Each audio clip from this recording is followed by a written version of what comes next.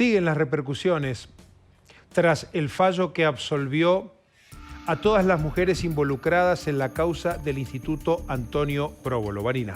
Así es, en el día de la fecha brindaron declaraciones tanto los abogados defensores como también la querella, porque finalmente tuvieron acceso a estas casi 400 páginas que tenían los fundamentos de la sentencia 3031 del Tribunal Penal Colegiado número 2 de la provincia de Mendoza. Y antes de escuchar lo que dijeron, nosotros les vamos a mostrar las primeras conclusiones a las que llegaron estas tres juezas que terminaron absolviendo a las 9 mujeres que estaban imputadas. Lo vamos a repasar a continuación.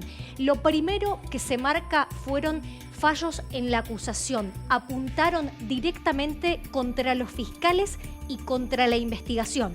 Aseguraron que las pruebas que presentaron fueron imprecisas, confusas y profusas, y que eso terminó de sembrar más dudas de las que había. Además, contra la Fiscalía es todo esto. Pretendieron investigar hechos estando en debate, cuando en el debate solo había que demostrarlos, pero ya debían venir investigados. Los acusaron también de ignorar que podían, mejor dicho, acreditar las declaraciones. Se iban enterando en el transcurso del juicio, esto en palabras de las juezas textual, que iban acreditando esas declaraciones, y aseguran que los fiscales no lo tenían muy en claro antes de que comenzaran a declarar.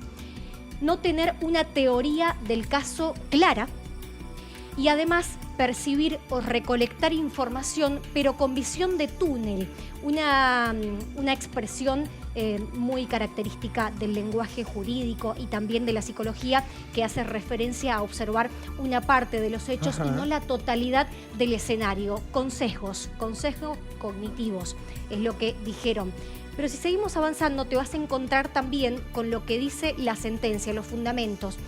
Que los relatos de las víctimas, esto es muy importante, porque se hablaba mucho de si las juezas les creyeron o no a las víctimas, qué pasó con esos relatos. Lo que dijeron estas juezas es que esos relatos estaban contaminados. Contaminados de varias cosas.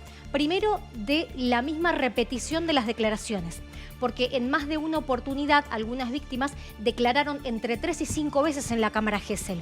Y lo que dicen las juezas es que esas declaraciones iban cambiando.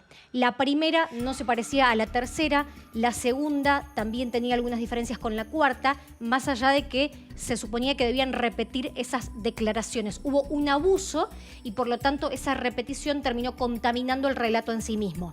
La terapia grupal tiene un costo. Esa fue la frase que utilizaron. ¿Cuál es el costo que tiene que muchas de las víctimas hayan realizado una terapia grupal? Esto es, compartir psicólogos y psicopedagogos, formar parte del mismo grupo de WhatsApp, marchar y formar parte de las mismas movilizaciones que se hicieron públicas. El costo es generar desconfianza en un tribunal que comienza a ver a todos los relatos parecidos, que comienzan a mimetizarse entre ellos y desconfían puntualmente de cada uno individualmente. También hubo una crítica muy importante hacia los medios de comunicación. Este fallo dice que los medios aumentaron la alarma, el miedo y la presión en las víctimas y en los familiares de las víctimas, y que muchas víctimas, y esto lo dice textual, primero habían declarado no haber sufrido ningún tipo de abuso en el Instituto Antonio Próbolo, y que después de verlo en los medios de comunicación confesaron sí haber sufrido abusos en el Instituto Próbolo. Por lo tanto, hay también una crítica en ese sentido.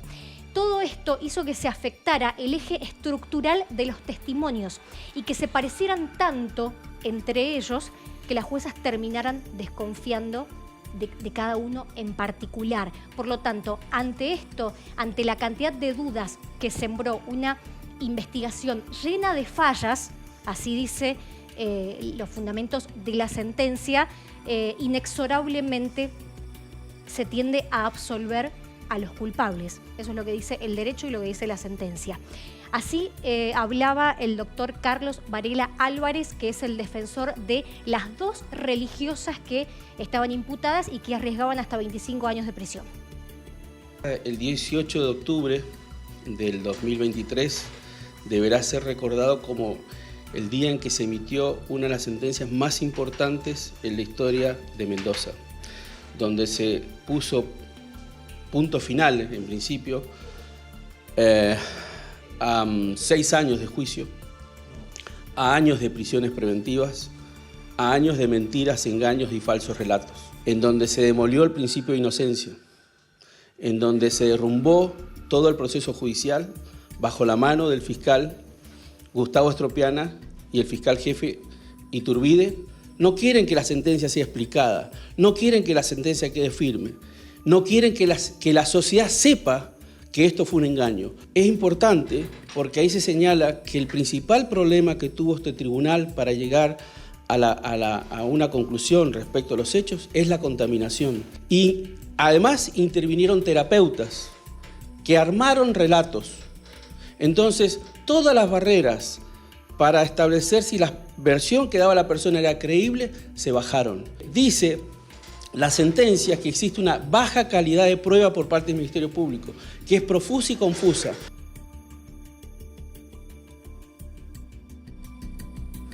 Bien, vamos a escuchar ahora a la querella que en el día de la fecha habló una vez más. Insisten tanto ellos como la Fiscalía en apelar esta decisión y que finalmente termine siendo la Suprema Corte quien dé el segundo paso y posteriormente la Corte de la Nación y así hasta llegar a los organismos internacionales. De estos 4 escalones que tiene la justicia, ellos entienden que recién se avanzó con el primero de ellos.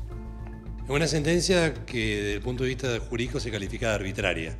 Es una sentencia que no valora toda la prueba que es obligación valorar. Cuando ellos dicen que no le creen a los chicos, porque esa es la conclusión que hemos leído, terminan diciendo que no le creen porque no le creen al EDEAS. Aclaro, el EDEAS es lo que antes se llamaba el cuerpo médico forense, donde están los psicólogos y los psiquiatras que dicen si los relatos de las víctimas son verosímiles. Es una sentencia que denota total arbitrariedad. Es una sentencia que no se pone a la altura de las circunstancias de quien tiene enfrente.